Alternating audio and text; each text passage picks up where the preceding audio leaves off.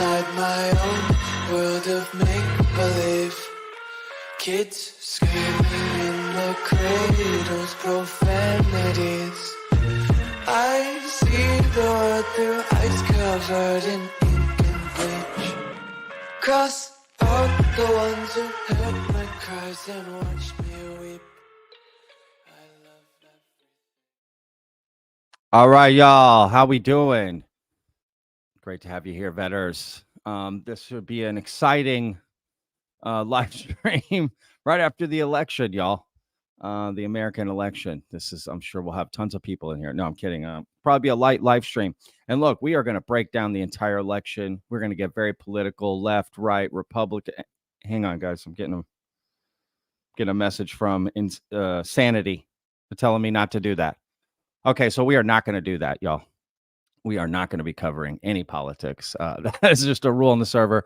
I was just kidding. So we are not going to be doing that. And yeah, you saw the title. You saw the thumbnail. I've actually got two different things we're going to cover. One is that title and thumbnail you saw, that Chris Mellon is being reported that Chris Mellon is going to be testifying at the November 13th hearing, along with Lou Elizondo and former Rear Admiral Tim Gallaudet. And the other story we're going to be covering is George Knapp. In an interview he did on the Good Trouble show. And shout out to Heiser, one of our mods here. He had one of his questions asked during the show that George answered, so I'm going to be playing that clip as well. But he said some stuff about Immaculate constellation that I thought was interesting and well worth covering. So first, let's get into this news about Chris Mellon. Who is Chris Mellon, for those of you wondering? I think we all think we know, but do we? All right, let's bring this up.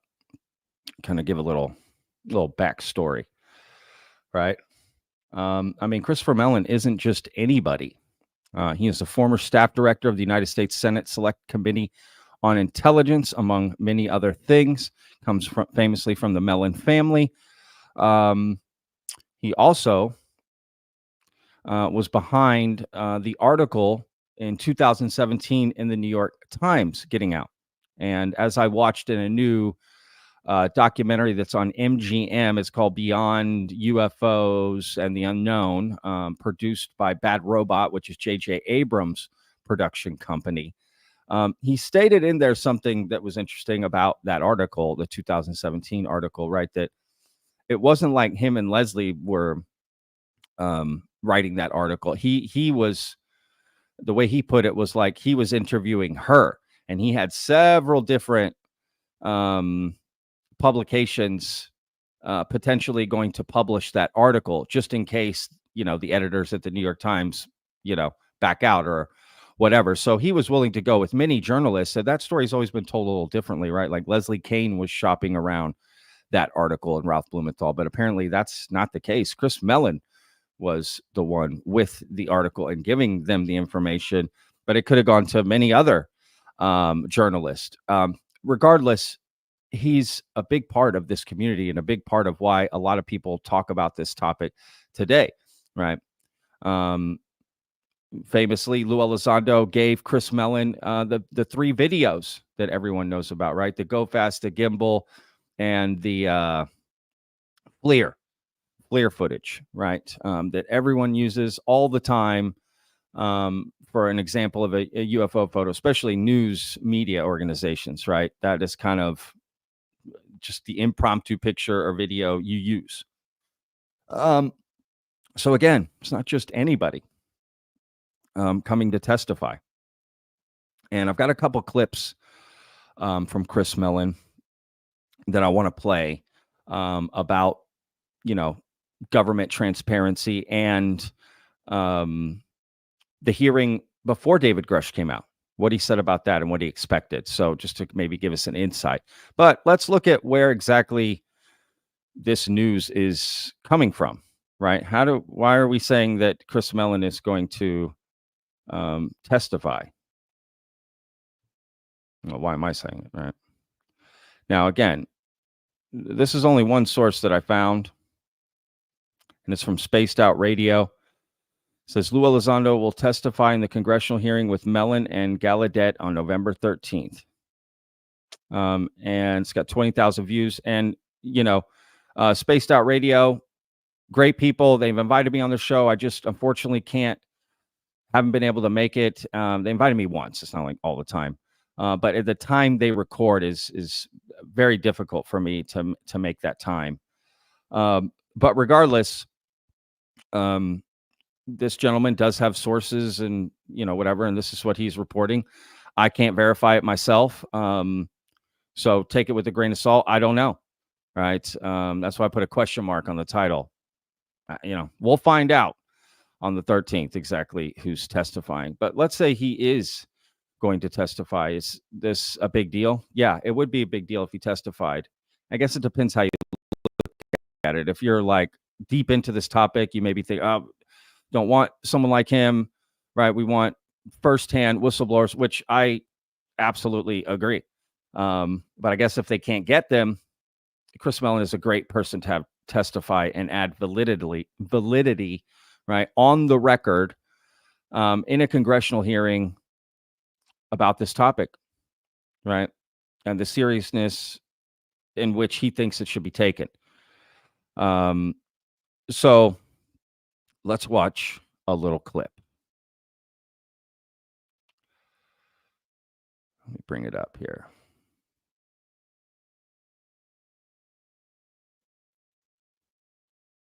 Yeah, this will work. Okay, so I've got 2 clips from News Nation, essentially, here. This first one, it says, former defense official Chris Mellon calls for UAP transparency. This is him with Ross Coulthart. I think I'm still saying that name right. I don't know if I'll ever get his name right. My apologies. Let's make sure this is HD. I got set up. No ads. Okay, we're all set up. No ads. Let me play this clip, and then we'll come back here.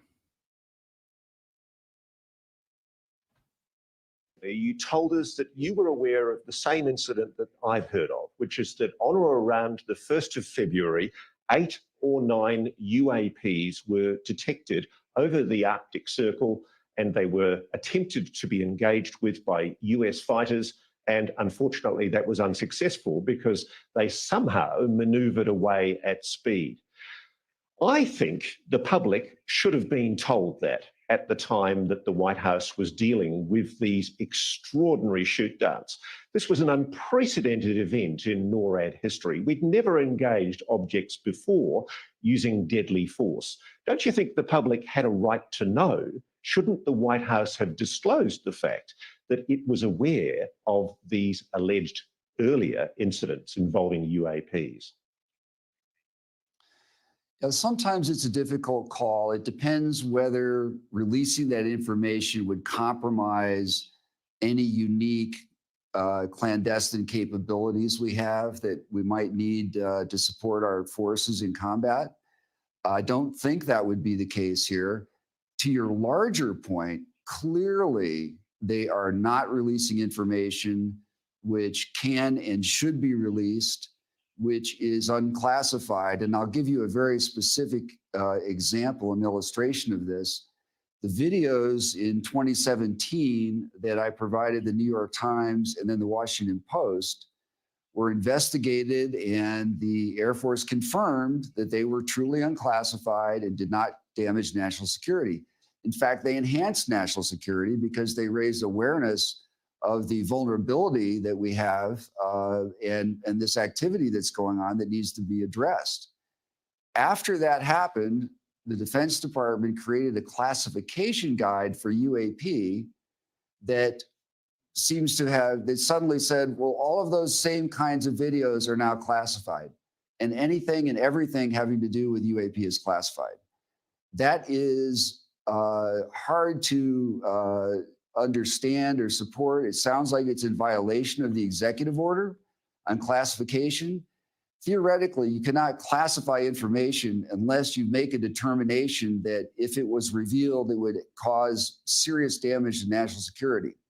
I don't know how they could possibly say that with regard to those videos when several were previously released and approved for public release by the Defense Department.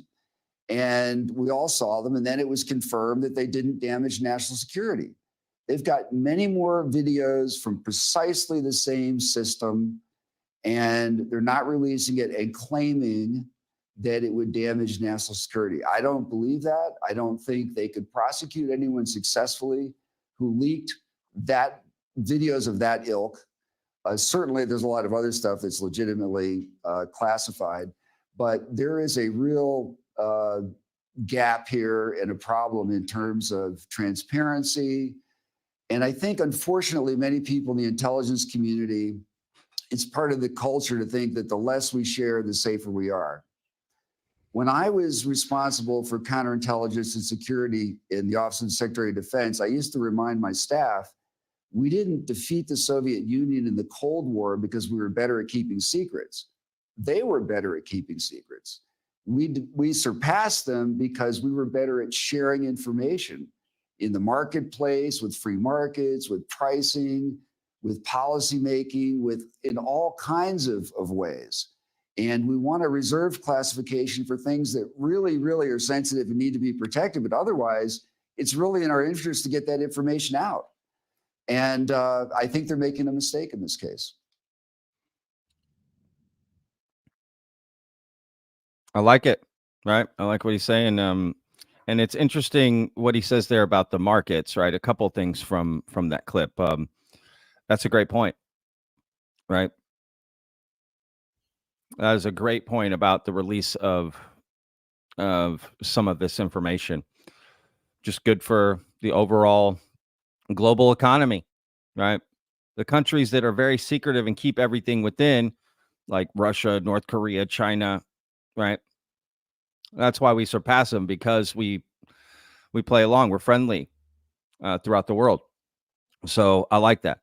Now, one thing that's interesting is, again, about this information. It struck me watching this video earlier that's really what this push is about. Now, you may be saying, Patrick, of course, what are you talking about? Well, let me explain, right? The push for UFO disclosure, right? This term that's honestly different, means something different to a lot of people. But let's just say the general push for UFO disclosure by people like Chris Mellon, Lou Elizondo, Tim Gallaudet, Jeremy Corbell, George Knapp, these people, right? David Grush's, right? They want this out. They're wanting to push for the release of information. But when you talk to the average, UFO enthusiast, all they want is confirmation that we're not alone. That basic disclosure, which has nothing to do with the release of information. So there's almost two different battles going on. They're not pushing for confirmation from the government that we're not alone. They're more pushing to have information released that I guess would then verify we're not alone. But we could get by, at least initially, with just that initial disclosure from our government, the American government, right? That typical stereotypical press conference from the White House, president comes out, makes the announcement, right? We are not alone, or from the Oval Office or whatever. Then we can get to this push for information within the government. But I think one is holding up the other, right? By pushing for the release of all this information, that being the only goal, it's connected with basic disclosure.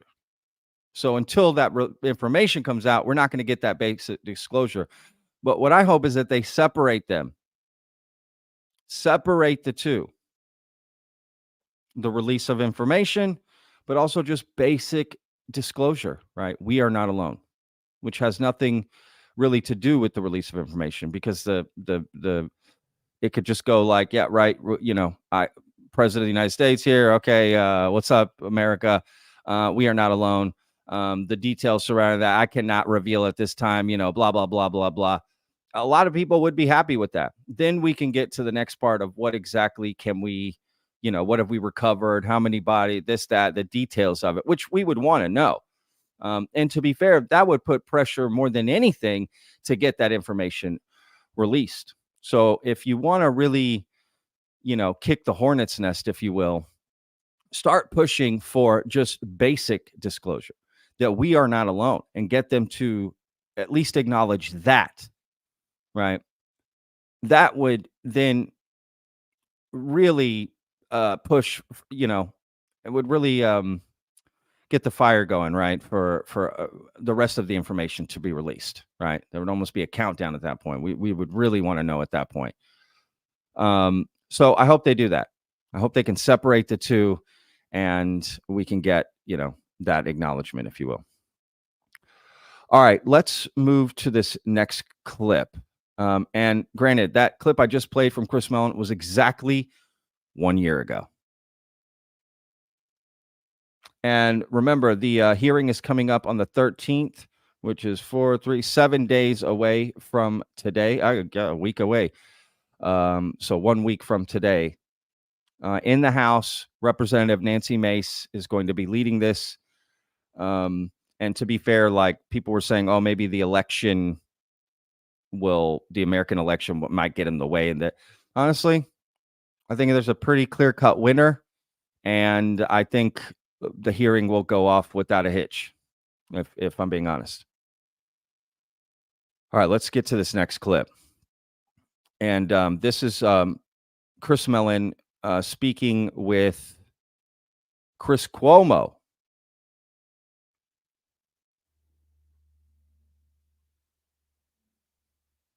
Let's bring this up. And this says, ex-intelligence official expects new information to come from UFO hearing. Now, the exact date of this I don't have, but let's play this here. So this is kind of what he's hoping to come out of a hearing. And if he testifies, maybe that'll give us some indication of maybe what he'll provide. Will he provide what he wants out of hearings?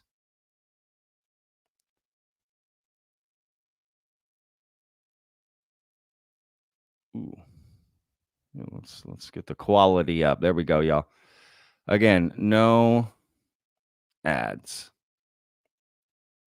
And feel free, as always, to push back on whatever doesn't go with your reckoning. And I'll start with a point of potential cynicism or skepticism. I think not demanding that NASA be there, not demanding that more big shots from these different departments and programs be there or be held to account for why they won't come should have been a focus. And we're setting ourselves up for disappointment with these hearings. What's your take? I think there's time to get to that. This is a process. The objective here, I think, and the opportunity is for the American people to come to better understand why it is that so many in Congress actually take seriously the idea that there are UFOs, UAP, that are violating U.S. airspace, and the associated rumor, allegation that we may have in our possession off-world technology recovered from someone else's space program. And those are things that are hard for people to get their minds around. And I think this hearing is an opportunity for the public to hear from naval aviators who are utterly credible, responsible people, to understand what they're experiencing, what they're encountering in the field. And this is happening on a widespread basis. There are hundreds and hundreds of these incidents going on. Dave Grush will also then separately address the recovery issue. First of all right, let's deal with Grush.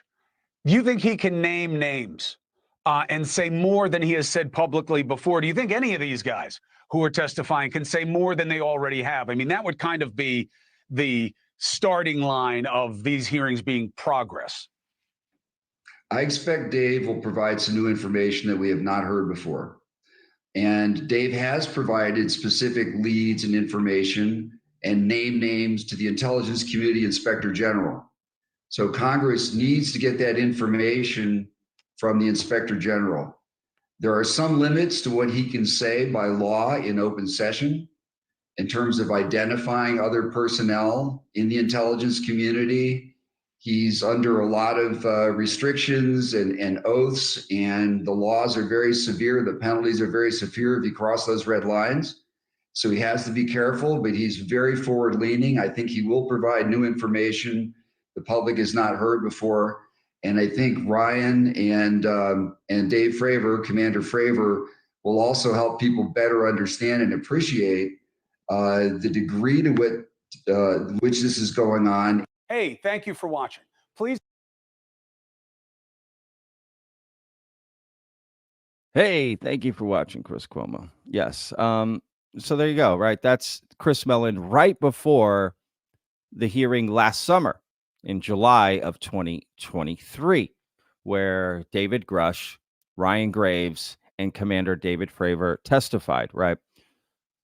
Now, pretty much, if I remember correctly, everything that David Grush said in his News Nation interview, he basically testified to. I don't know if there was any more new information. There could have been a few things, I guess. But more importantly, kind of Chris was getting at it there, not in open session, but behind closed doors. And we saw David Grush interacting with Congress saying, let's get in a skiff. I'll tell you right after this hearing. I'll show you the stuff right now,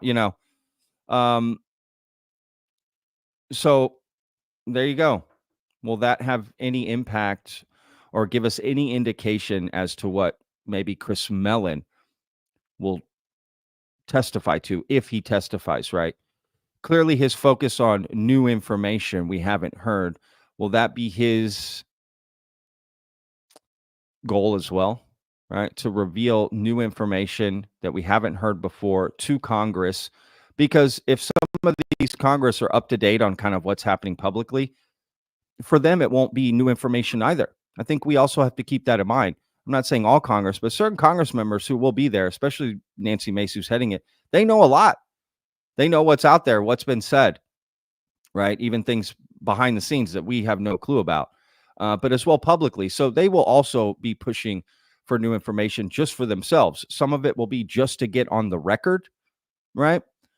And some of it will be to essentially make an impact, right? And move the needle and get more awareness, I guess, right? Like, what is their goal exactly? What is Chris Mellon's goal if he testifies? What is Lou Elizondo's goal if he testifies? What is Rear Admiral Tim Gallaudet's goal if he testifies, right? Because that's where we can, if we can try to understand their goals, then we can try to understand what exactly they're going to testify about.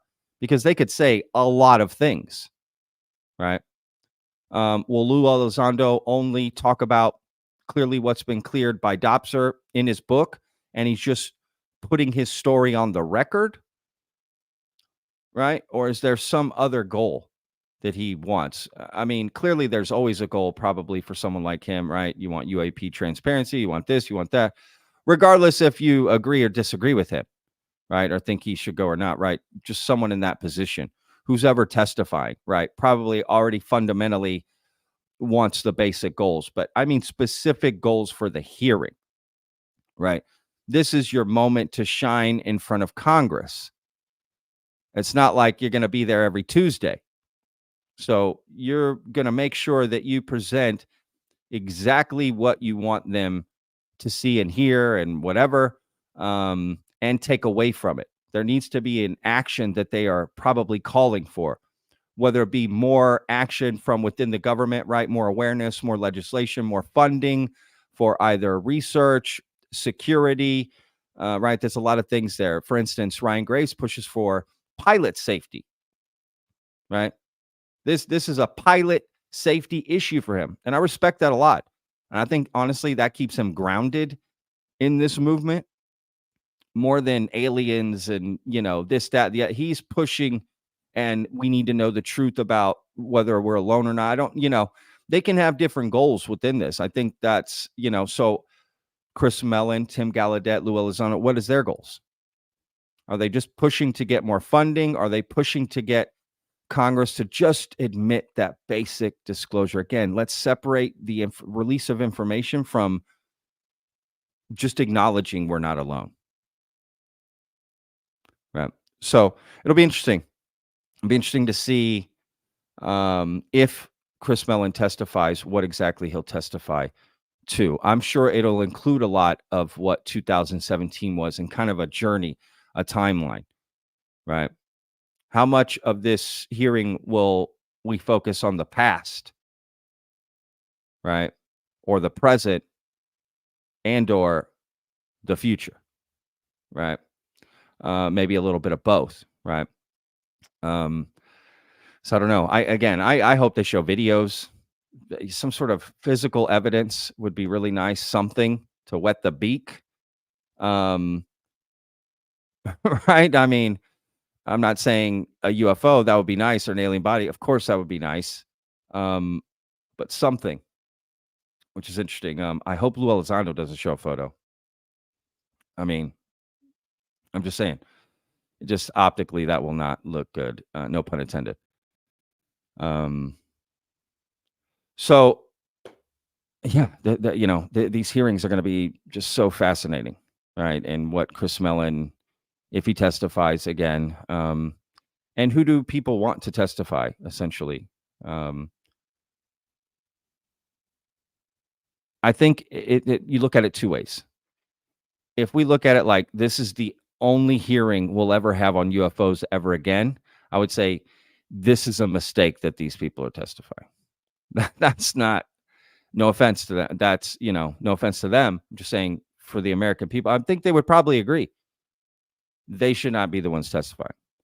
But if we look at it like there's more hearings to come, then it's a different outlook, right? Because I know most people, and myself included, want scientists, engineers who have, worked on these craft, worked on these bodies. Let's get them out there, right? But that's not what we get, right away. So is it just, well, let's get them to testify, put their stuff on the record, get people interested. Okay, then we'll get more people to testify. I'm curious how many hearings they think they're going to get. And maybe the best way to look at it is like every hearing you have, assume it's the last one you'll ever have.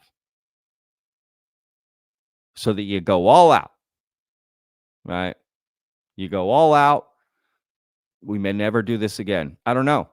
That's an interesting way to look at it, right? Who knows how they're looking at it and who's in control. You've got private citizens and private organizations who influence not only the writing of the legislation that they're trying to pass, but also these hearings, who will testify, whatever. They're behind closed doors talking to these Congress and their staffers, right? Trying to figure out. And that's interesting, right? I almost feel like, why isn't there a poll put out? Who do the American people want to hear from? Why doesn't Congress put out a poll? Who do you want to testify? Right? Because then it's left up to people. We don't know what they're doing, how they're doing this, right?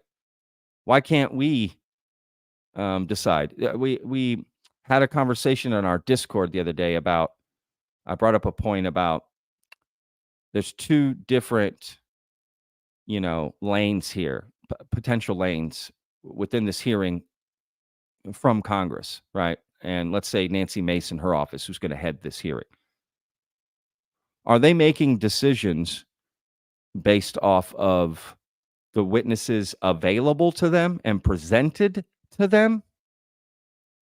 Or are they making a wish list and going out and trying to get those people to testify? Do you see what I'm saying? That's much different, right? Those are two different, right? Because we were talking about subpoena power. Oh, they need subpoena power so that, because that changes things. Now you're not sitting around waiting to see who comes in your office and is willing to testify. Now you can start to go after the people you want. Again, those are two completely different plans. Right? So one with a little more freedom and it's a little more offensive, and the other one is more reactive and, we'll take what we can, essentially. So anyway, we'll see. All right, look, something that has been talked about that's going to come up in this hearing. I'm about to get to the George Knapp stuff here in a second, but George Knapp hosts a podcast with Jeremy Corbell, if you're not familiar. the filmmaker and journalist who put out the documentary about Bob Lazar. I'm sure most of you know, but for those that may not, they host a podcast called Weaponized together, right? And there's been a lot of talk about this hearing and what's coming up, right? If you remember, and if you don't, I'll quickly explain. Not too long ago, a leaked whistleblower report came out. Well, not came out, but was reported on by a journalist, Michael Schellenberger, right? And this whistleblower had alleged that he worked within the government and accidentally came upon this secret UFO program called Immaculate Constellation. And he made a whistleblower report, right? His name has not been revealed, his face, although people have tried to, the people that know who he is have tried to kind of put it out who he is on Twitter, which is horrible, and dox this guy. But he is, for the, he is, his name and image are not known, generally speaking. And that program, Immaculate Constellation, just became, I covered it, right, on the channel multiple times. Everyone's been talking about Immaculate Constellation. And Jeremy Corbell seems to think that that program is going to get, a starring role in the upcoming hearing. At least he's sort of insinuating that a lot, right? And I get it, right? That would be huge movement. He thinks that, this hearing coming up is going to be massive, right? Have a massive impact. And it was alleged that this whistleblower, right, who had made this report, was going to testify and talk about this program, Immaculate Constellation, right, which was a parent program, as Michael Schellenberger put it, to many other UFO programs, right? So, right, just think of it like the main brand name, right? And then underneath it, it's got the different brands. You know what I mean? Like cereal or something, right? Post, and then you've got all the different cereals. Think of it that way. So Post would be Immaculate Constellation, and then you have these other different programs underneath it.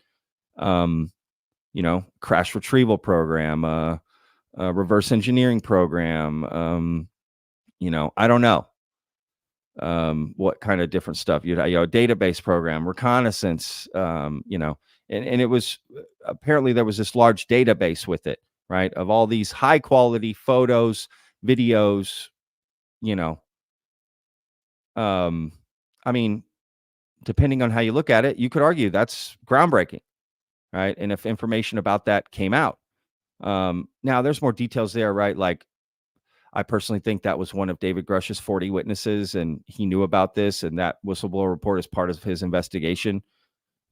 Different road to go down, but regardless, something that's been known about, right? And Jeremy thinks that, that this is going to be a big deal in this upcoming hearing. And I've got a clip I'm going to play from Jeremy going on MSNBC talking about it here in a second. But I do want to say, and George Knapp talks about Immaculate Constellation. We're going to get to that too. And I do want to say that the video that I made yesterday about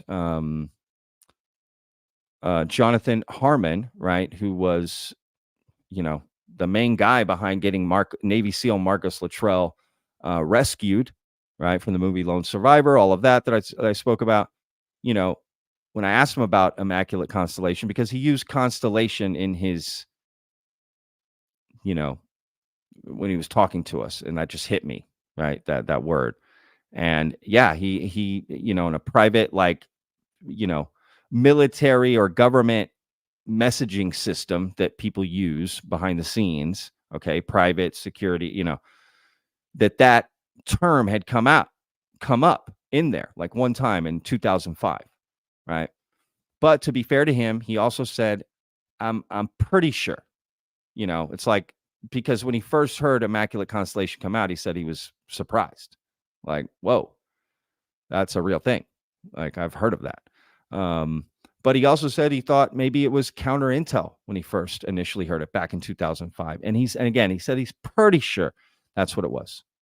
So I guess at the end of the day, that's not confirmed, but hopefully, again, I'll get Jonathan on and have him explain a little bit more in detail about that, because that's fascinating to know, because those are my first questions. How long has Immaculate Constellation been around?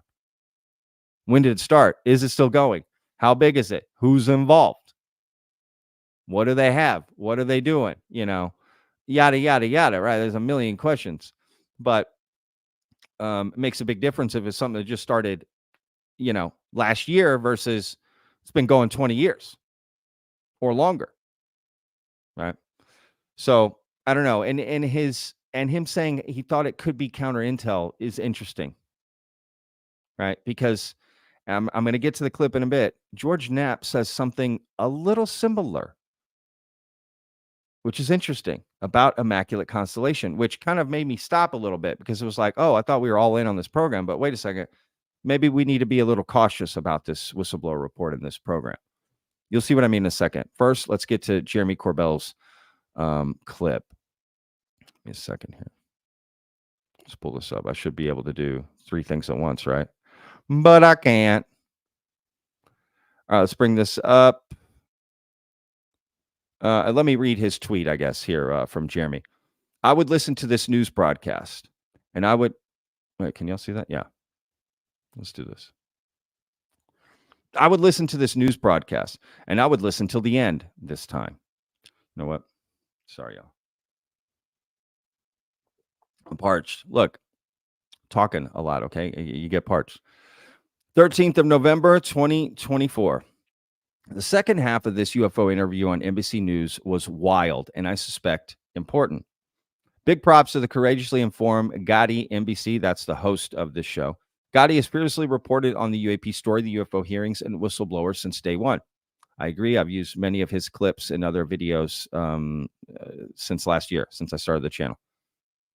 I can tell you firsthand, Gotti's been an uncompromising voice for truth in unraveling the UAP puzzle for the American public, bringing honesty to an arena where that's far too rare, a rarity that is truly painful for me to have to reveal, but I'm gonna. America. So this is an exciting moment in my personal mission of discovery associated with UAP. It is also true that as an American journalist on this journey, alongside the legendary George Knapp for over a decade and counting, it's clear, come hell or high water, because Representative Nancy Mace told you so, that on November 13, 2024, at the congressional UFO hearing, we will know more than we do today about the nature of the UFO reality and presence. There we go. I mean, I guess technically, just by default, we'll know more, because, you know what I mean? But I get his point. And that's what I mean, right? How much and what exactly are we going to hear that's going to, right?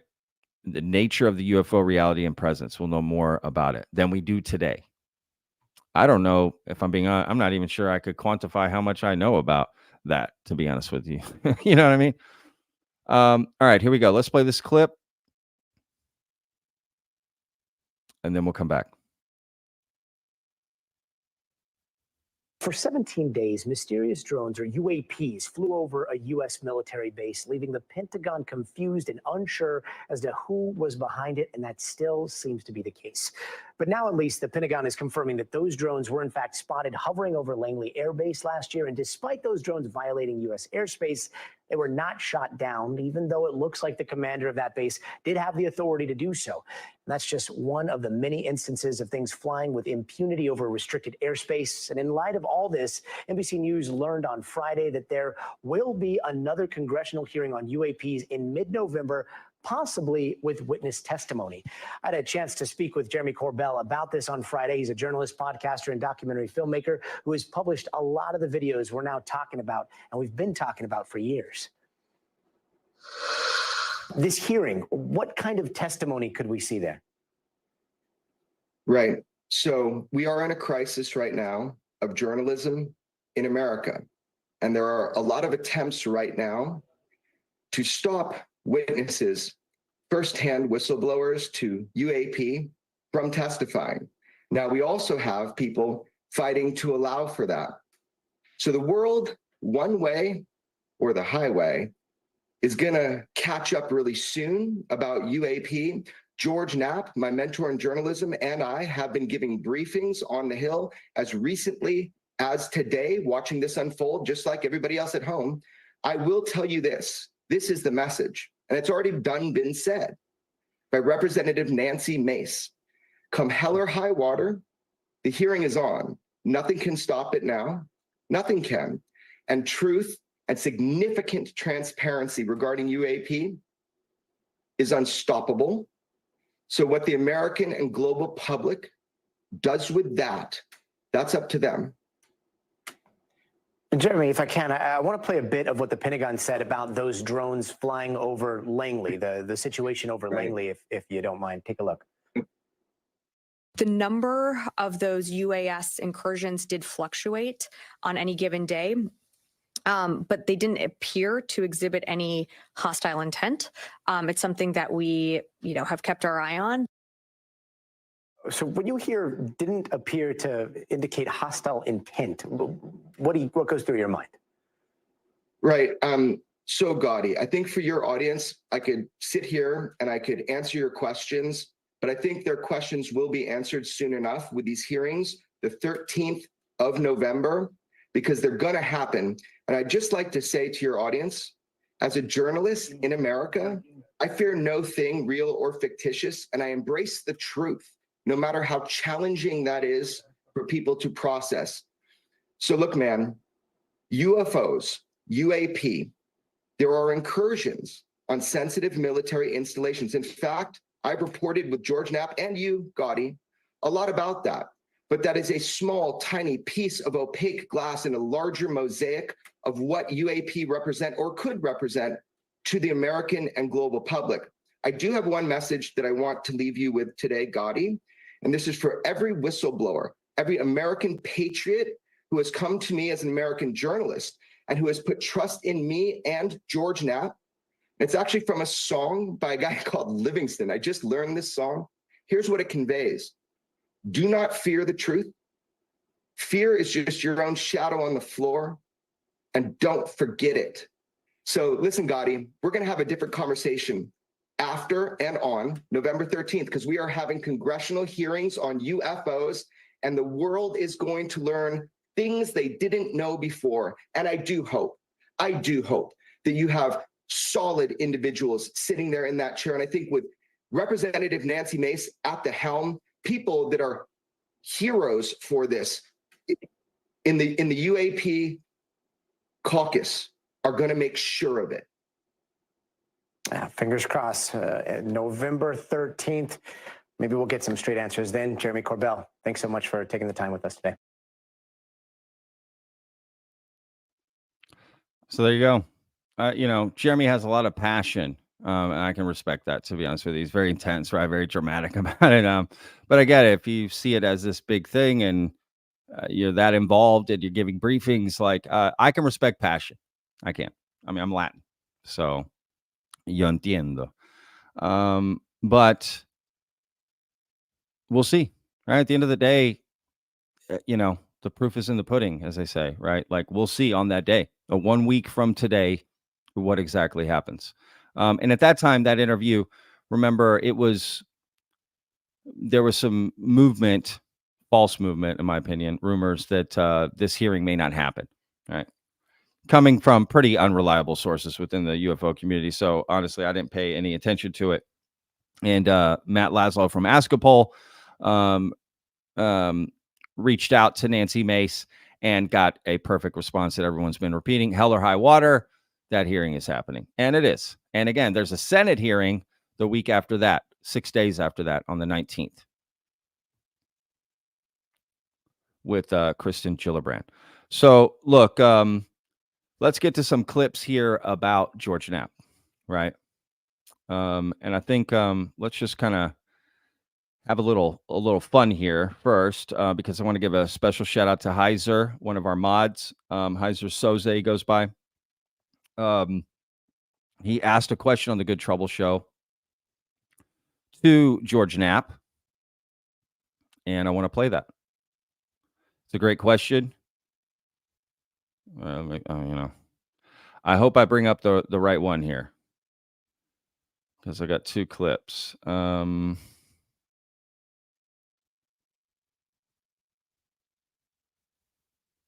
see.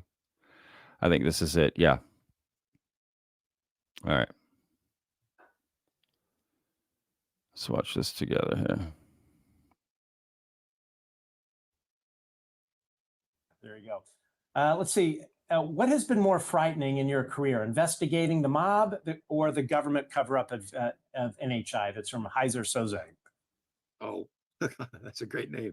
The government cover-up stuff is way more frightening. Yeah. Because you know that threat and that skullduggery affects all of us. Yes. The mob was a very small universe back in the day in Las Vegas, and it's largely gone. At least the Italian mafia is gone from Las Vegas, at least the casinos. But this government cover-up has been underway for more than 75 years. It's destroyed a lot of lives. It's spied on people. I mean, they've infiltrated UFO organizations and spied on UFO researchers. They bugged phones. They followed people. They've made threats to witnesses. They tried to cover it up. There's untold millions of dollars of legitimate national security funds that have been funneled into illegal programs. It's a threat to our way of life. It's a threat to democracy. It's intimidating. It can't continue, but I don't see an end to it anytime soon. Yeah, I agree. Final question. So, and this is actually a question. All right. So great question, Heiser, to ask, right? All right. I'm going to get to the next clip of George talking about Immaculate Constellation, right? It's interesting what he says. And real quick, I think this is kind of important for me to say. The mods here on the channel, they have their own opinions, y'all. Just FYI, you know, me, the mods, we all have different opinions. I am vetted, right? I represent vetted, and that's it, right? The mods have their own opinions, so it doesn't necessarily mean that it represents what vetted means, and vice versa. Just because I say something doesn't mean they are in full agreement with it, right? And that's the beauty of vetted here and the mods, is that there's differing opinions and viewpoints, but just foundationally, we, you know, I wanted a group, a crew, right, that all just wanted open, respectful conversation. If we could all agree on that and only, you know, maintaining that, I don't care what people's opinions are. They're allowed to have their own, and they're allowed to voice them. I don't ever want them to feel like they can't voice their opinion because, oh, it might look bad on vetted or so. I don't care about that. They're allowed to have their own opinions, and it doesn't mean it represents me or that I agree with it. And again, and vice versa. They shouldn't feel pressured either that something I say they have to like stand behind or something. You know, they're allowed to, we're all allowed to respectfully agree and disagree. So just wanted to say that, because the mods are awesome, and I love creating that little community. You'll never hear me try to influence them in any way on what they think or whatever. They're their own people. They're human beings. Okay. So just remember that when you're interacting with them, or if you see them out in the wild, if you will, they have their own, you know, they're their own people, y'all. All right. And they have no control over like what I put out or any of that stuff. You know what I mean? You know, like me or not, this is all me, you know, in that sense. So that could be good or bad, depending on if you're a fan of the show. All right, let's play this clip from George Knapp talking again about Immaculate Constellation. And what he says is, again, I have to admit, it's interesting just based on what Jonathan Harmon had said to me. All right, here we go. Oh, how do I? Boom. Is for me. So the elephant in the room is, who are the designers of UAPs? You know, why do you think that we're dancing around this question? Where do UAPs originate, and why is it the only way to, you know, why is it that we're not talking about who is building these things, who is flying them around? I agree with you. That's the central question. Who are they?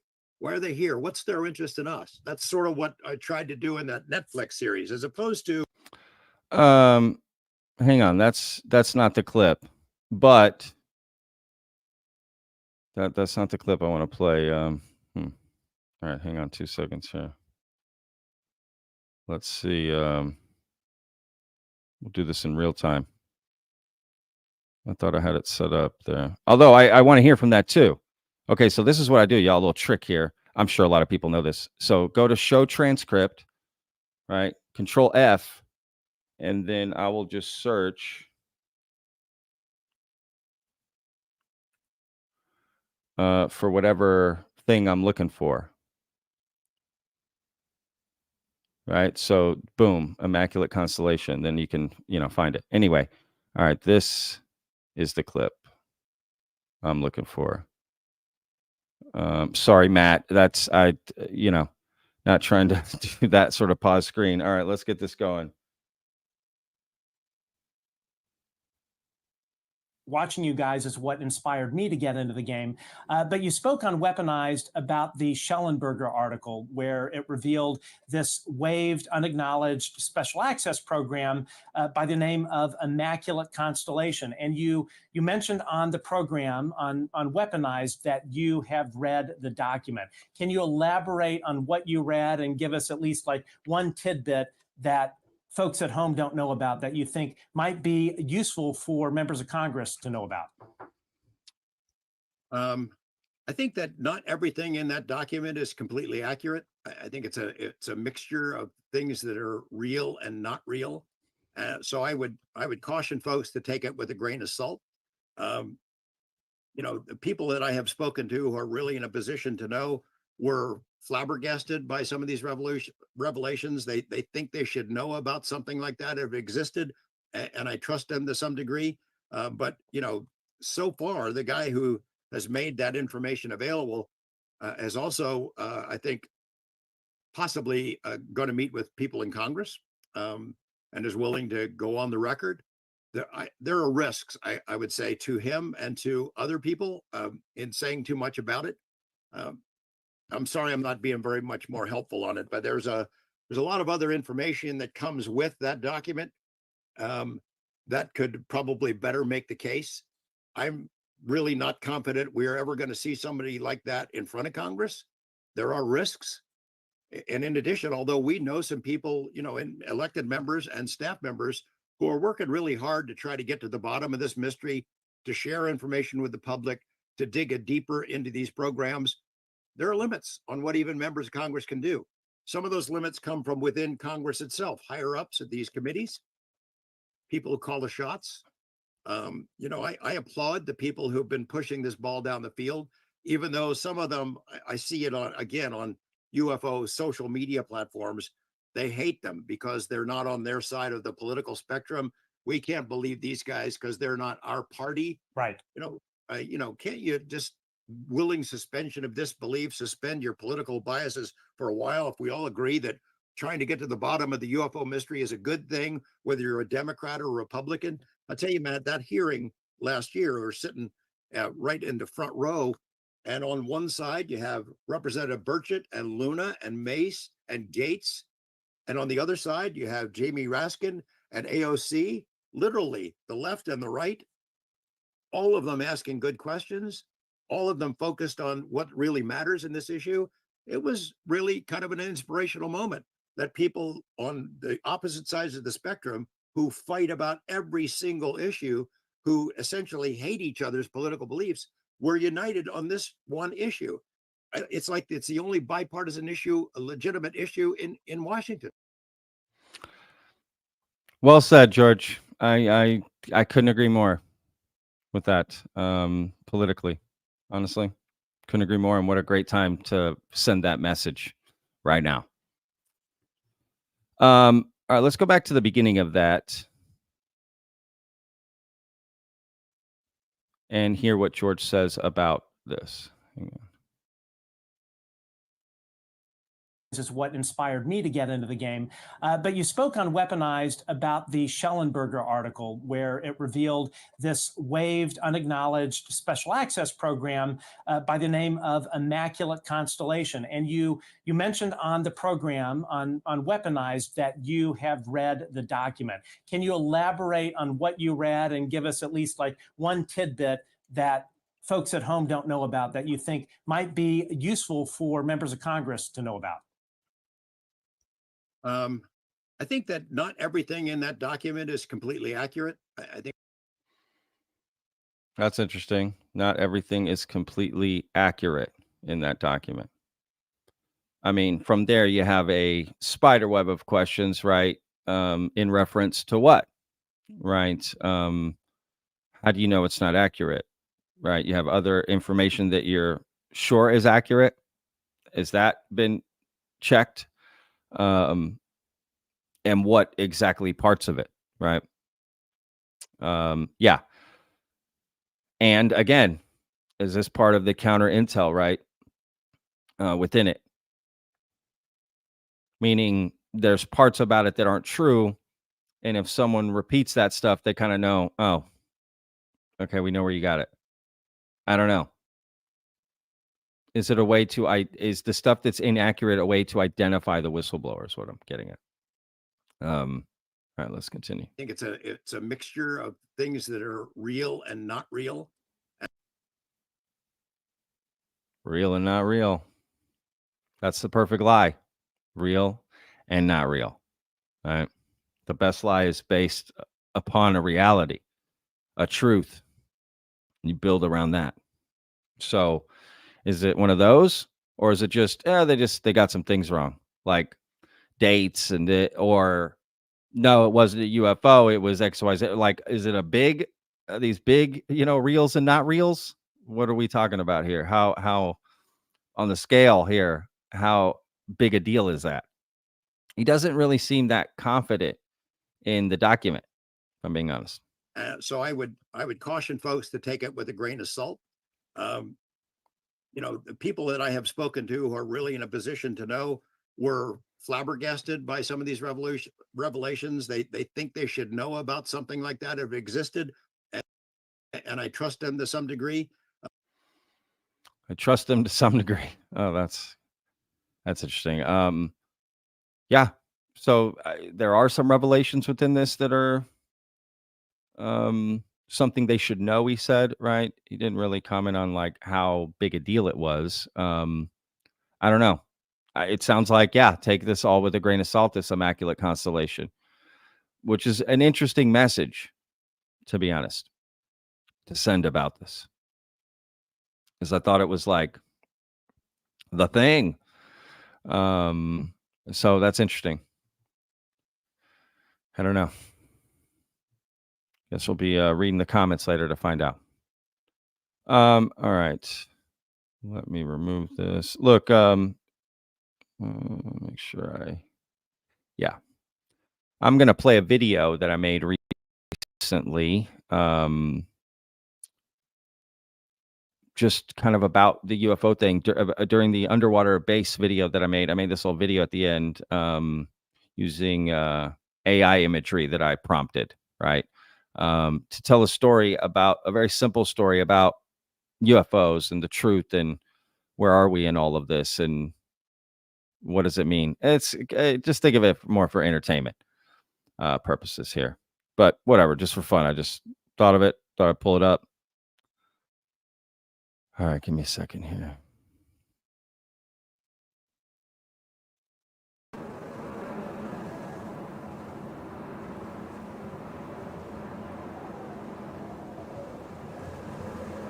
Are they among us? In the desert? Are they watching? Some say never. Are they near?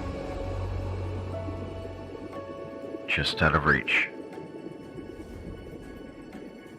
Like a wave. Crashing on the beach. Where are they from? When are they from? What do they want? Are we safe? Listen closely. The truth is out there. The truth is in us.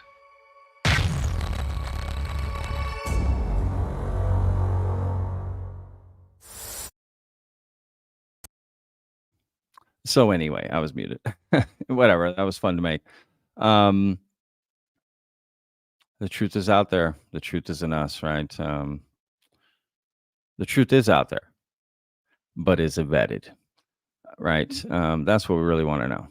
What truth? And there are multiple truths.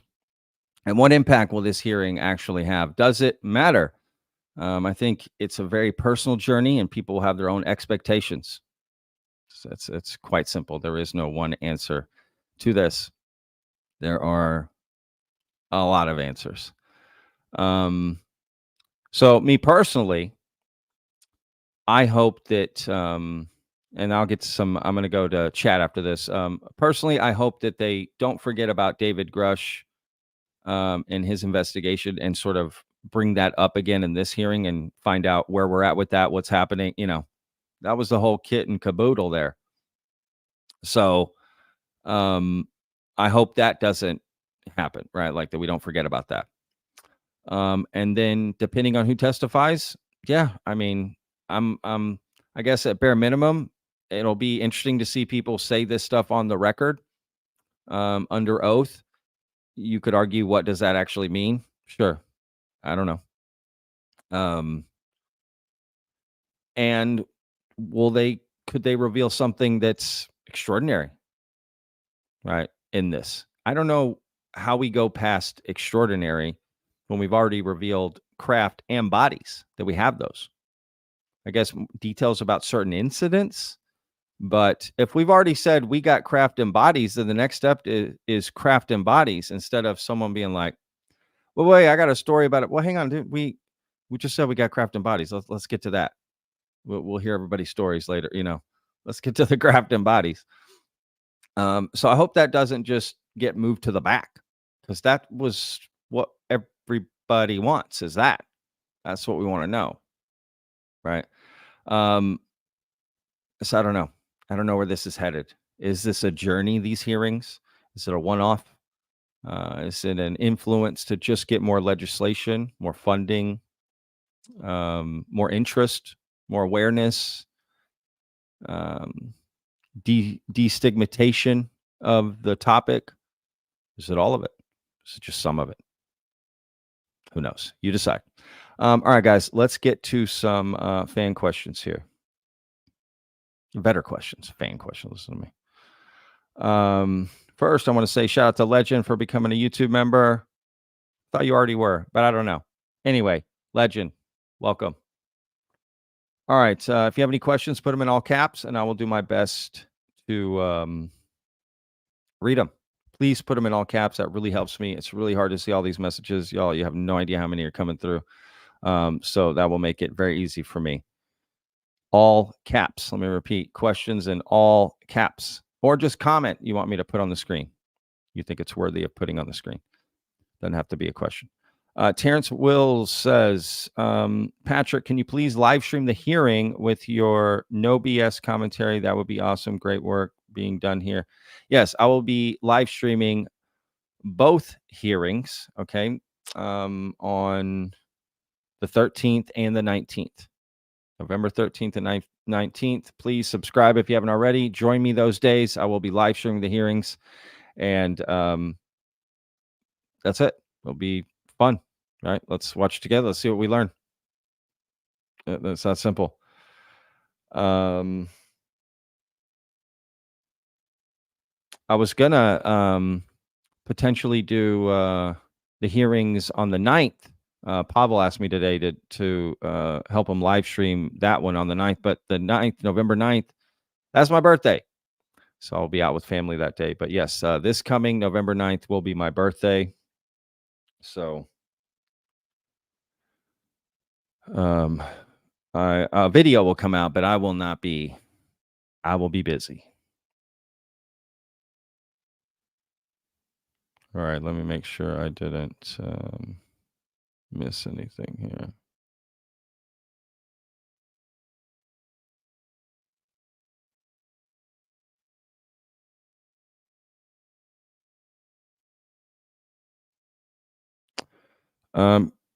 Can you recap who we know or expect to testify at the hearing? Sure.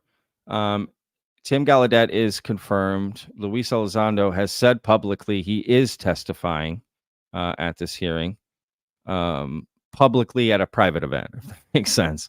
That was then confirmed by multiple people at this event, that he stated he is testifying, but with the caveat that anything could change, between now and then, and with election stuff, whatever, which is fair to say, to be honest. And again, me reporting today that from a source online that Chris Mellon will be testifying. Right. So I think a lot of people wanted Carl Nell to testify, myself included. But yeah, I'm definitely looking forward to when engineers and scientists start testifying. Yeah, how do these craft work? This is what we have. And these are the bodies we have, and this is their biology or whatever, or their machines. That will be a great day.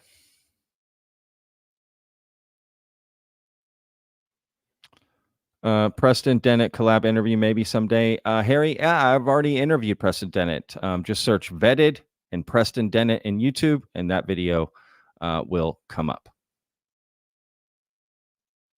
Not too long ago. Chris James asked, Vetted, do you think the new president will release the UFO information? I have no idea. Yeah, I honestly, I have zero idea. I don't think it'll just come from a president. I don't think it matters who's in president. I don't think that's how it works. Me personally.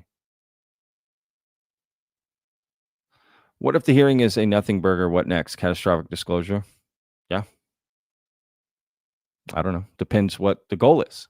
Is the goal to, quote unquote, get the information out, or is the goal to just acknowledge we're not alone? Because catastrophic disclosure sounds like both of those, which, okay. But if the goal is just to get acknowledgement first, which I feel is where the energy should be, me personally, then just, I don't know what you would do, right? With that, if the hearing is a nothing burger. Again, nothing burger is very subjective, because for somebody it may not be a nothing burger at all, but for someone else who, again, their goals, their expectations about this topic, it is a nothing burger, right? But let's say for you, if you think it's a nothing burger, what next? Or if I did, someone thought that, I don't know. Do you just keep trying? What line in the sand is it that needs to get crossed for you to want catastrophic disclosure? Or can there be a more realistic plan? And if it doesn't work out in that timeline, then, X, Y, Z. And if there is that behind the scenes, how far into that are they? Is this the end of the plan for them? So if it doesn't happen, yeah, catastrophic, or they've got a few other pieces first, right? If as you say, it's a nothing burger at this hearing, could it then transfer to, well, we got a couple more hearings, so if nothing happens by then, yeah, I don't know. It's hard to tell. So I don't know. There's a lot of other questions from that question, but still that's a great conversation starter. Your question.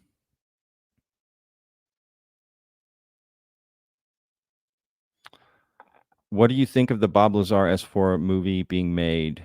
There's a movie being made?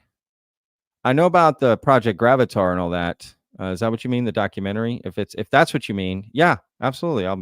Can't wait. And the VR experience, it's going to be awesome. If there's a movie like a feature narrative, not a documentary, that I don't know about. I mean, that would be a cool movie. That would be a great movie. Imagine it's shot like a real biopic, kind of think I, Tonya, something like that, where it's very kind of gritty a little bit, more realistic, right? Like a Steve Soderbergh approach to it. That would be interesting, right? Imagine even Contagion, but it's about the UFO thing, right? Like this very That's interesting. That's how I could see Bob Lazar's story playing out. Or would it be like Boogie Nights? It should be interesting too. Or it's like a Pulp Fiction style. You know, if Quentin Tarantino made that movie, what would it look like? What time of the day is the hearing? Great question. I do not know. My guess is just, afternoon, American time.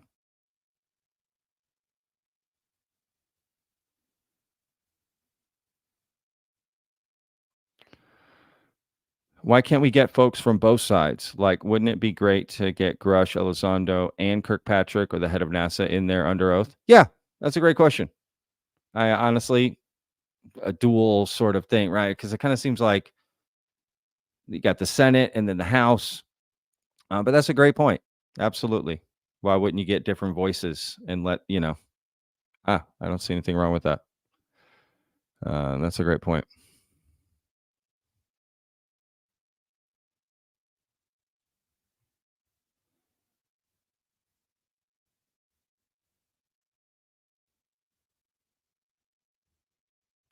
Okay, guys. Yes, please put them in all caps. Okay, let's see here. But do you think the confirmation of NHI existence by a U.S. president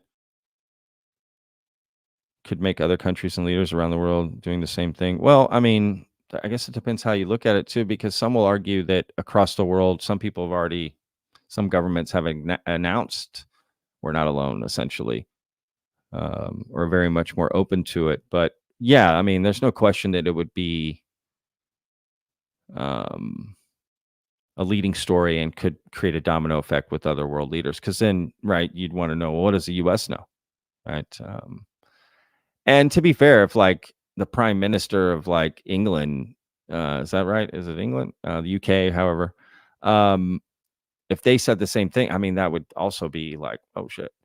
Any president, pretty, big nation, which that hasn't been said, but the government, the way they handle the topic and everything, some people say disclosure that way, or some of their verbiage, I don't know. But yes, it would definitely be a big domino effect.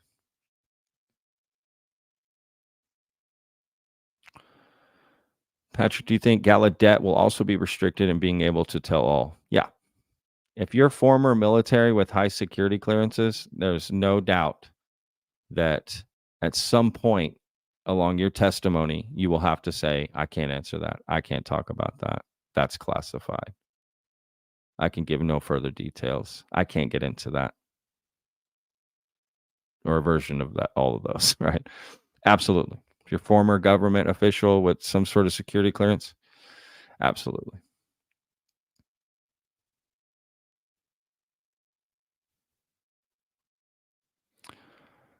I think Elizondo and Mellon are testifying to possibly make other whistleblowers more comfortable to come forward. Sure. That's a great point, Justin. Absolutely. See, again, there could be these other reasons for who's testifying, why, like, what are the goals, right? Exactly. Is this one of their main goals? Right? Did they lay out a plan? Was there one person like decide, okay, this is how the hearing's going to go. This is our goals. We want to do. So let's get this and we'll talk about this and we'll do that. Or is it just how is this put together? And that's a great point. Maybe just Elizondo and Mellon personally have that goal, right? Like, oh, we're testifying. You know what? And you start to think about it and go, you know what? This is other good points about it are that this will make other whistleblowers more comfortable to come forward. I don't know. Would we classify Chris Mellon as a whistleblower? I don't even know if we'd classify Lou Elizondo as a whistleblower. That's interesting. Again, how do you define a whistleblower? But I get your point, and absolutely, totally could be.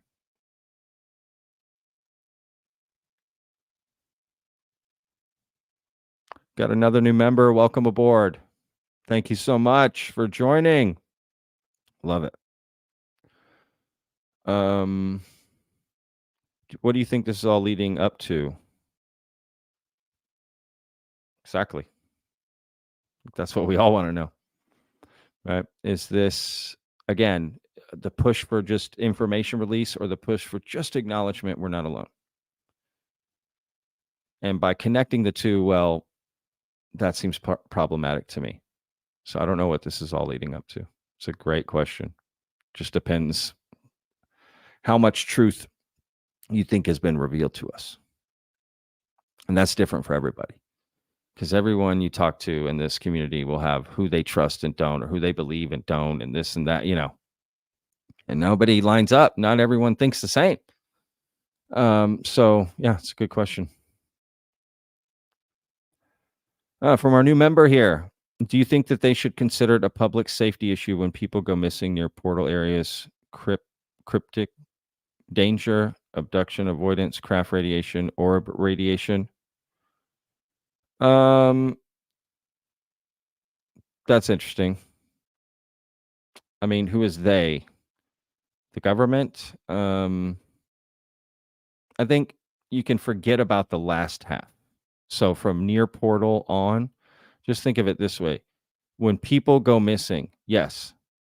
So if people are actually missing, it should be a safety issue, regardless if the rest of your sentence is true, right? Like just the first part is all you need. That go missing part. When people go missing, that's the key element here. Yeah, that should be taken seriously.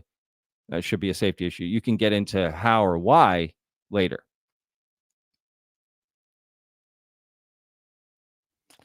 Immaculate Constellation reminds me of an AI in that movie Eagle Eye with Shia LaBeouf. Do you think all these sci-fi movies actually come from real ideas? I mean, that's that's a fun idea to explore. I've had many great conversations about that. What's been shown in films, great sci-fi films, is that coming from some sort of truth, or certain movies or television shows, right? Coming from certain movies or truths, right? And a way to, many theories, right? Soft disclosure through movies and entertainment, leak stuff out through there, right? Yeah. Could be, which would be fascinating, right? A great example is Close Encounters of the Third Kind with J. Allen Hynek, right? And Jacques Vallée involved, right? Like, that's a great example of, is that possibly influenced? And of course, X-Files, right? It's another television show example. And there's many. Yeah. That's interesting, that AI in the movie Eagle Eye. Yeah, that's an interesting movie. The idea behind it, for sure. Yeah, great point, great question.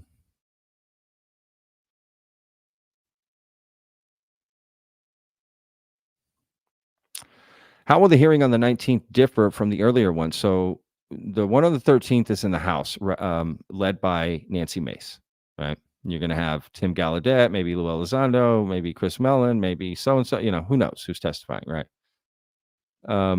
Then you have the one on the 19th, which is basically an annual hearing, right? That we'll get every year, no matter what.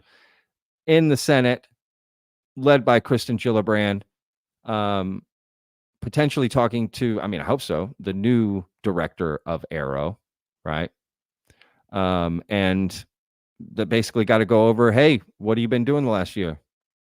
Should we keep giving you money? What have you done? What are you going to do? What's up? You know what I mean? It's not so much about, did we find aliens?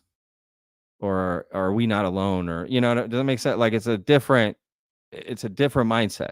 This is more, the funds we gave you, are you spending them right? And are you going to continue to spend them? Do you need more money? You do? Why?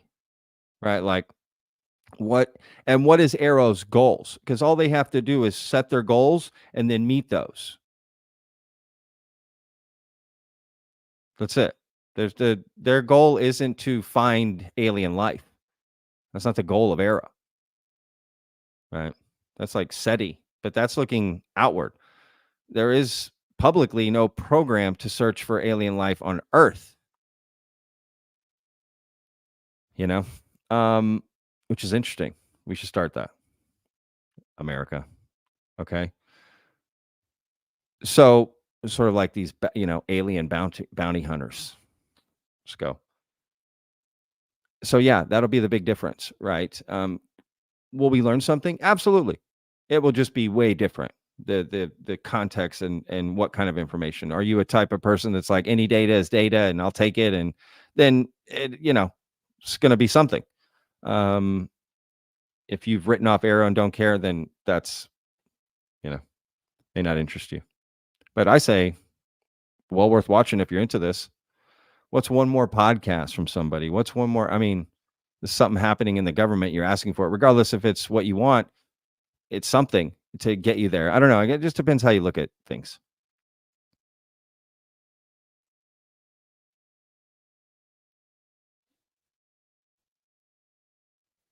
Rhett, what is the significance of a hearing in the Senate as opposed to the type we've already had? So there you go. Like I said before, again, this is just to go over Arrow and all of that. Vetted, do you put your socks on, then your shoes, or sock, shoe, sock, shoe? Wow, that's an interesting question. At first, I was like, I don't know where you're going with this, and then I got it. Do I put both socks on and then both shoes on, or one sock, one shoe at a time? I put both socks on and then both shoes, because usually I put my socks on and then go looking for the shoes that I want to put on. I don't get them together, Great question. Everyone does it differently. And I don't put my pants on one leg at a time. I set them out and then I jump into them. And let me tell you, you got to get it just right. I'm kidding. I don't do that. I'm old now. I sit down and put on pants. That's when you know you're getting old, when you got to sit down to put on pants or hold on to something. What is the significant? Oh, I already read that.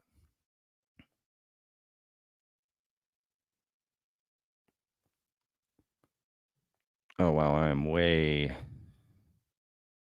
behind in the chat. My bad. Trying to get to the questions. Do you think AI will help or hurt finding out the truth? That's a great question. I think it will help, but that could hurt, if that makes sense. So, depends how you look at it, right? Is the end what you think of the thing or how it started? I don't know. If there's a base at a secret mountain near Sedona, do you think private citizens organizations should investigate that location?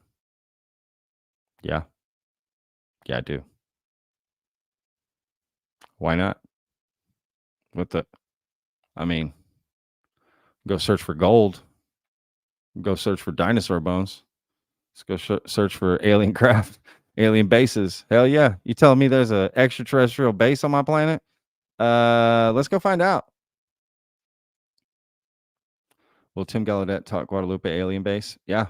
I mean, that to me would be like, holy shit. Just as they name the place. I mean, if they're naming it on podcasts and Yale presentations, Danny Sheehan is, and saying Tim Gallaudet knows about it, I say, I don't know why. Let's get Danny Sheehan to testify. But yeah, I say Tim Gallaudet should name the place. I mean, why not? You're telling people.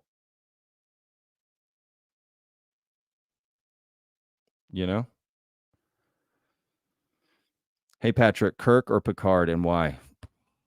So he's talking about Star Trek. Jean-Luc Picard. I mean, I like them both. I guess if I had to pick one, Picard. Only because I grew up with that. And my dad loved Star Trek. He watched it all the time. I would watch it with him. And so there's kind of something there, right? Like, but dude, William Shatner is amazing. But that show is also a lot cornier. Even though the 90s one was corny too, man, some of that stuff in the original Star Trek is pretty, it's Galaxy Quest, which I love. But, William Shatner as a person is amazing. Yeah, that's a tough question. Man, you really put me on the spot, dude. Yeah, great question, Andre. New here. What do you think Tim can bring to the table at the hearing? He has admitted he has no firsthand knowledges or any firsthand experience. Well, he does have firsthand. I think we may hear something like that, actually. I think we'll find out that Tim has had firsthand experiences. just considering his family as well and their experiences, I think he has had firsthand experience. What that means, I don't know. Will he reveal them in the hearing? I don't know. But yeah, what can he bring to the table? I mean, I think if he's like, no, we know there's an alien base off Baja, California. And then he says, and there's an alien base in Sedona, Arizona by Secret Witch Mountain, or what was it? Secret Mountain Wilderness or something. I mean, I guess that one he wouldn't have to bring up, but the underwater base, like, we know it's there. This is what happened. You know, that's a pretty big deal.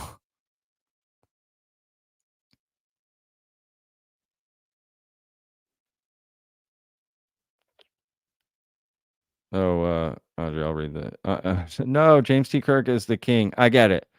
Again, Jean-Luc Picard, it's a personal thing, right? Something I watched with my dad.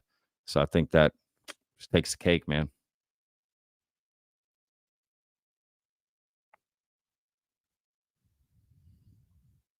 Have you heard that Chris Bledsoe may be testifying?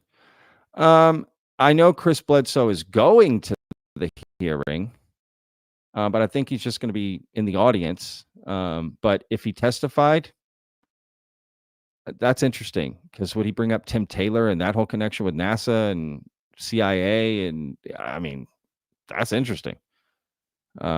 He has been, that's public, right? He has been studied by some of these organizations. Whatever you think of that study and whatever you think of the conclusions and whatever you think happened, the fact that it did happen. And that's interesting. So, and if he's going just as a guest to be there, why? Maybe he's going to see the hearing, and while he's there, he's going to talk to Congress behind the scenes. That's what I think is more likely. Kill two birds with one stone sort of scenario. Okay, I'm caught up on the chat. Excellent. Do you think there's any truth to the Black Pyramid? Black Pyramid. What is that? Is that the one in Alaska? Am I thinking the wrong thing here? Or is this not the craft, right? The TR3B thing or something? I don't know. Maybe you can give me a little more context there. Rhett, what is your hope to find out what's going on for the rest of 2024? And would you like to interview top 3? What is your hope to find out what's going on? I mean, my hope is always that basic disclosure. Again, just acknowledgement we're not alone. So that's always my hope. And do I hope it happens? I hope it happens tomorrow, if I'm being honest. So if it happens before the end of 2024, absolutely. That'd be amazing. And if it's like, hey, we're not alone, and it was the James Webb Space Telescope found XYZ, and here are the scientists to talk about it, their discovery. I am beyond excited about that. That is also equally exciting. I just want to know the basic question, are we not alone? That will really help me dig into the details, because there's a lot of funny business in this community, right, with stories and stuff, and it's really hard. And just getting that basic acknowledgement would, man, that would, because again, we all assume we're not alone in the universe, right? It's so big, there has to be, but there has to be. And I know for certain, I promise you, it's close, but it's just enough difference to really have, really change you, right? So, yeah, that's it for me. Getting there first. I really just want to get to that answer more than anything. Then, the rest, finding out if some of that's true. Who would you like to interview top 3 in the UFO community? That's a great question. Probably like Jack Valet, Hal Puthoff.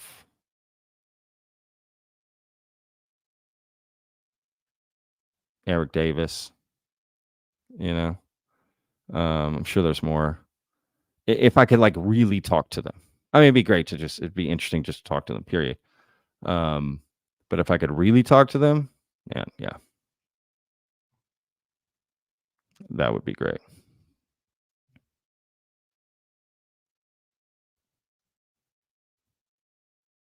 That's no, not the one in Alaska. Under the ice. I think I've seen a picture about it. I don't know too much about that, man, to be honest with you, but I have seen pictures, but I honestly don't know too much about it. But yeah, that's definitely worth looking into. On Skinwalker Ranch, they drilled, then had a message to a cell phone that said, "I living," when they hit a metal.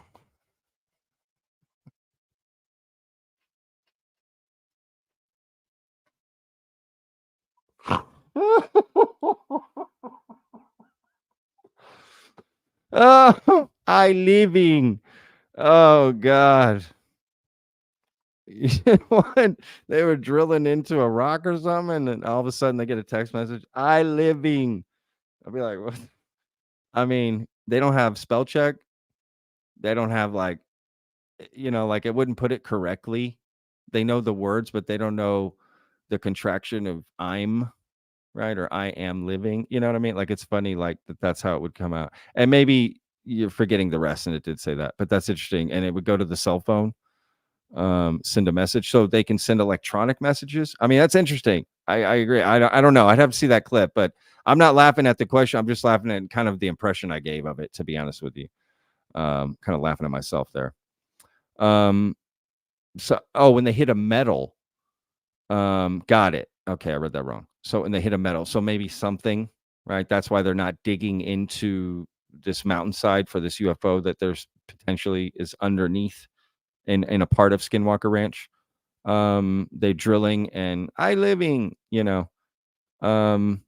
I just don't know why they wouldn't say it correctly. They know I in living, but they don't know I'm or I am living. Like,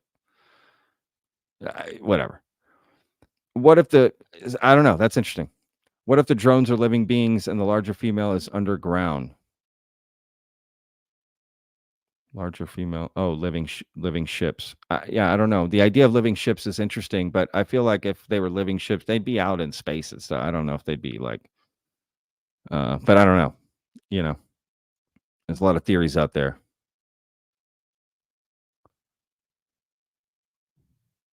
Thank you for putting everything in caps, y'all. That really helps me out. I got to be a real stickler about that, to be honest with you, because it definitely helps me out. Costas, our vetter of the month right here, y'all. Vetter of the month right here. Pat, did you hear that Chris Bledsoe is going to appear in the hearing, not testifying but present? He confirmed it like 2 days in his Instagram. Yeah. Okay. What am I behind the chat here? Yes. Yeah. Yeah, he confirmed it today, and on Twitter he confirmed it. And someone put it in our Discord. I think they sent him a DM, and he confirmed it even through DM that he'll be there. I think he's going to talk to people behind the scenes. That's what I think. Otherwise, why is he just showing up to this thing? Was he invited by one of the witnesses to be present, to be pointed at? Like they're going to talk about his story a little bit and kind of like he's here, And then they're like, "Bro, bring him up to the mic." And then Chris comes up there, right? Like, there was a lady. Yeah, I mean, if Chris Bledsoe testified and talked about Tim Taylor, my head would explode. Literally, I think my head would explode. I would be all up for that. I would be so curious what about that. 100%. Banana Ben Ridden. Oh, jeez.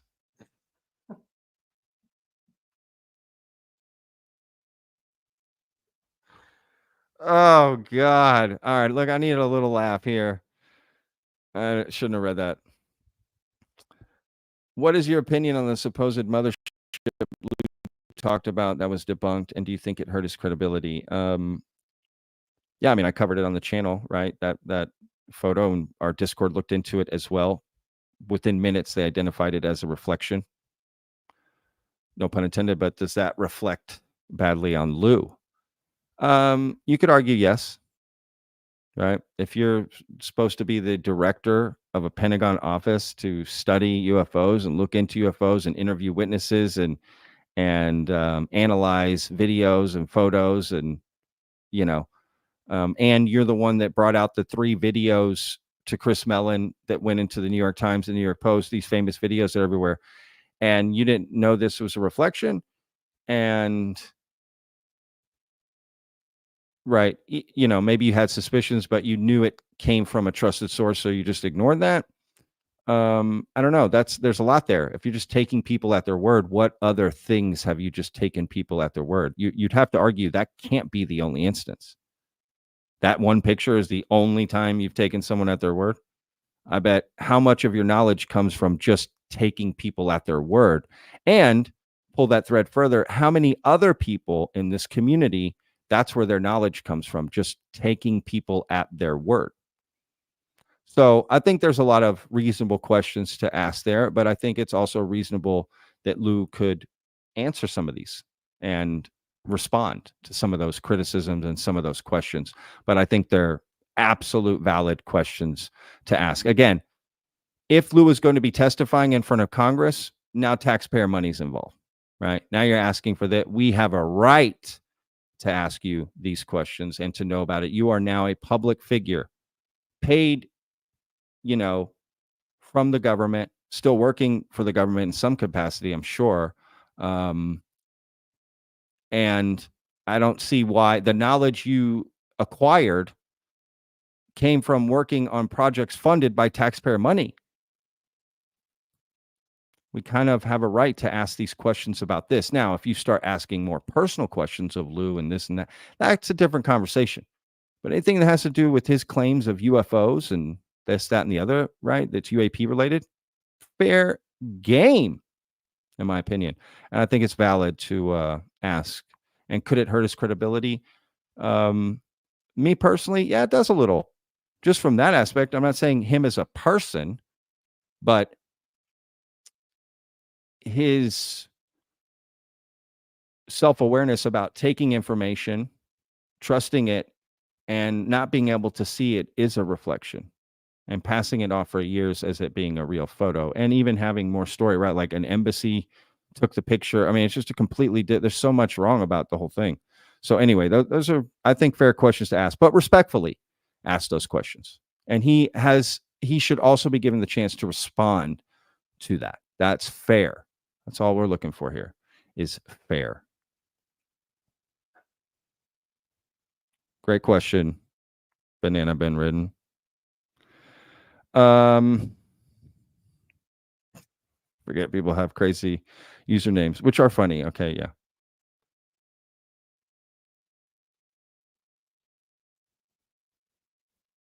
Okay, let's see here. I think Carl Nell would be far better witness than Tim. Everything Tim knows is from others. I would love if Nell would go in more detail on what he knows firsthand. I want to know what he's seen. I mean, they could both be great witnesses. But yeah, I think Carl Nell would be, as he said, he knows this personally, that we're not alone. Let's hear more about that. Colonel Nell. I agree. And again, I don't think there's anything wrong with asking that. You're coming out publicly, you're making these statements. People deserve to ask about them and even question it.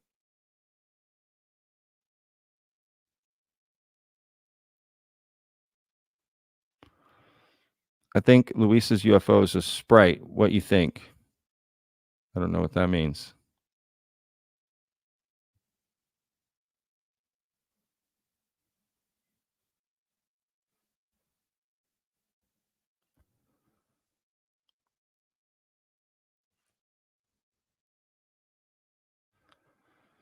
Remember at the TTSA event when Mellon first came out, he showed a photo of a party balloon and presented it as a real UFO. Yeah, I agree. I mean, it's you can't ignore the truth. What's right in front of you. Now, that doesn't mean like it happened. Okay. Now you could talk about why it happened, or can mistakes happen even in UAP world, right? And if you're going to do this big presentation, wouldn't you check that stuff first or have it analyzed by independent parties? Or I don't know, did you just trust the source it came from? But I think they're reasonable questions to ask. And again, Chris Mellon and TTSA and whoever was involved, like they have a right to also respond and to be listened to about that response, right? And people can just make up their own minds.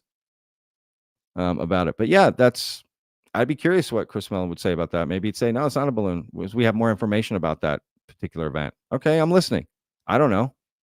But yeah, at first glance, yeah, that was a balloon. I mean, it's just saying, it is what it is.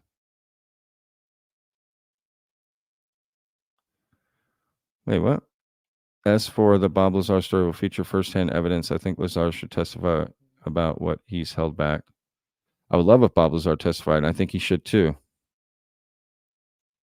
I don't think it should be up to him, to be honest with you. If you're saying those kind of things, we should be able to subpoena you and say, nope, you can't say those things and us not bring you in to ask you, what are you talking about?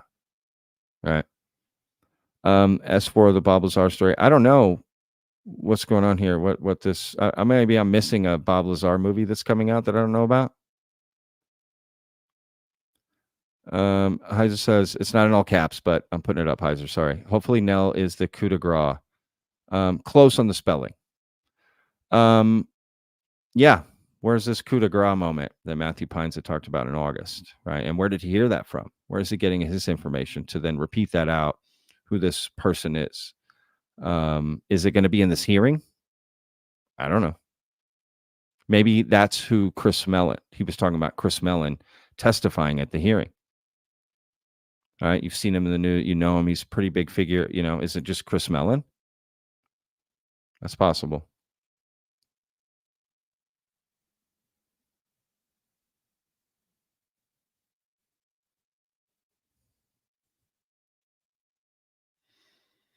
I do listen to Lou.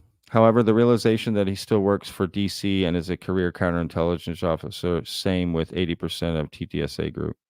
Yeah, look, people have questions about that. And again, I think they're rightful questions. If Lou were in our shoes and he would ask the same thing, you know, he's equally as skeptical or critical behind the scenes. So why is it not fair that the public be as well? So I agree. And again, he could have reasonable explanation and answers for that, but people should be allowed to ask. What would be the best evidence that would stop people in their tracks and pay attention? Aliens revealing themselves. That's it. Where the best evidence would be nothing we're involved in, no way. That's the best evidence. Aliens coming out, like just no way to hide it. That is by far the best evidence to stop people in their tracks.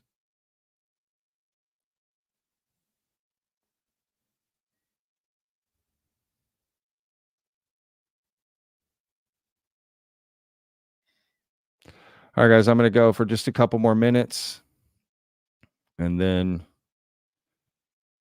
I am done. Trying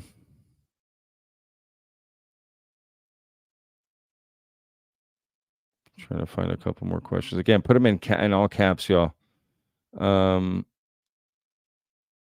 we'll go from there.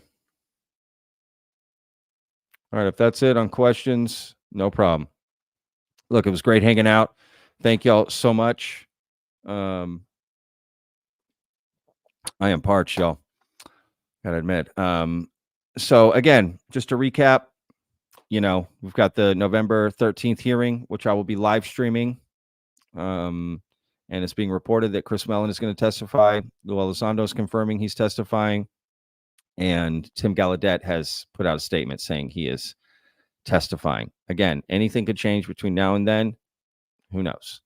But with how the election went, in my opinion, I think it's a pretty clear winner. And I think I don't think there'll be too much, maybe publicly, but, you know, behind the scenes, I think we're going to be fine. I think that hearing is going to happen. And we'll see what happens, what revelations come out, right? Join us on the live stream. It'll be fun. And yeah, I'll put links in the description after this so y'all can check it out. Any of the stuff that I shared in the live stream. All right, y'all. Yeah, we going to a Discord after party do that every time. So if you want to join our Discord, there's a link in the description. It's free to join. A lot of different channels in there. You can post and have fun. And maybe you're already on Discord, right? You can join our server. It's a lot of fun, to be honest with you. Talk with like-minded people or not like-minded people, but have a respectful conversation. And yeah, links in the description. All right, y'all. Thank you to the mods for hanging out in the chat and taking care of everything. Thank y'all so much. And of course, all the vetters, YouTube members, thank y'all so much. Any of my Patreon members that are also watching, thank y'all so much for the support, y'all. That really helps out a lot, and the channel. So thank y'all so much. Yeah, we'll see you guys tomorrow, y'all. Remember, every day's a gift, y'all.